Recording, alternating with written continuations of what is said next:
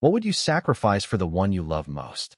In a small, weathered village nestled in a valley shadowed by towering mountains, 12-year-old Alara clutched the worn fabric of her dress, her heart pounding as she slipped through the creaking door of her family's modest cabin. It was her birthday, and the air carried the faint scent of pine and the promise of something extraordinary, a gift from her older brother, Tobin, who had been gone for months. Her bare feet padded silently across the wooden floor, the single candle on the table flickering, casting long shadows that danced like ghosts of their past. Tobin had returned, but his eyes held a storm, and the small, wrapped box in his calloused hands felt heavier than it should. Alara's village was a place forgotten by time, where whispers of an ancient curse hung like mist. Legend said that any gift given on a child's birthday carried a price, the giver's life. Her mother's warnings echoed in her mind, never accept a gift, Alara. It's not worth his life. But Tobin's grin, crooked and warm, made her hesitate. He was all she had left, her protector, her confidant, the only one who ever made her feel safe. The box was small, tied with a frayed ribbon, and his voice was soft but urgent. Open it, Elle. I'll be fine. I promise. Her trembling fingers tore at the wrapping, revealing a locket, simple, silver, etched with a delicate flower. Her breath caught, not from joy but from dread. The curse was real. She'd seen it claim their father years ago, after he'd given her a doll on her 5th birthday. The next day, he was gone, swallowed by the mountains, they said.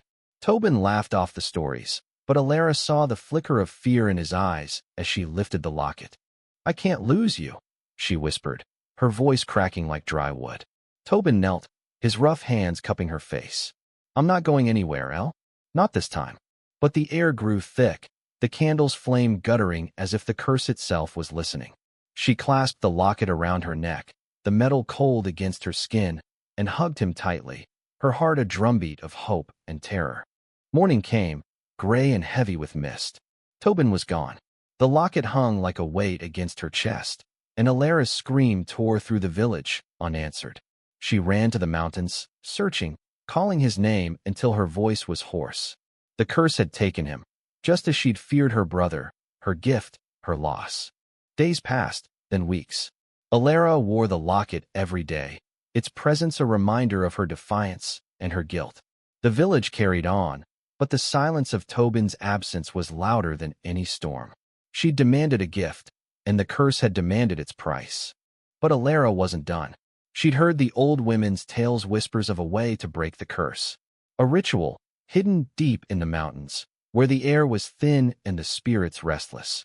She packed a bag, her small frame dwarfed by the peaks above, and set out. The locket swung with every step, a tether to Tobin, a promise to bring him back. The path was treacherous, lined with jagged rocks and secrets. She climbed higher, her breath short, her resolve iron. At the summit, beneath a sky bruised with clouds, she found the altar, a circle of stones worn smooth by time. The ritual demanded sacrifice, not of life, but of something deeper, her fear, her guilt, her heart laid bare.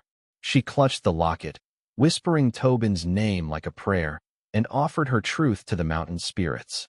I'm sorry, she said, tears falling like rain. I shouldn't have taken it. Come back. The wind howled, carrying her words away. The locket grew warm against her skin, and for a moment, she swore she heard his laugh, faint as a memory. The curse wasn't a theft, she realized it was a test. By facing it, by climbing into its heart, she'd paid a different price. Alara returned to the village, the locket still around her neck.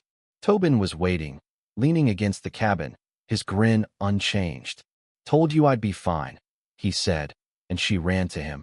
The curse broken, the gift hers to keep. The locket gleamed in the sunlight, a symbol not of loss, but of love that defied even the mountains.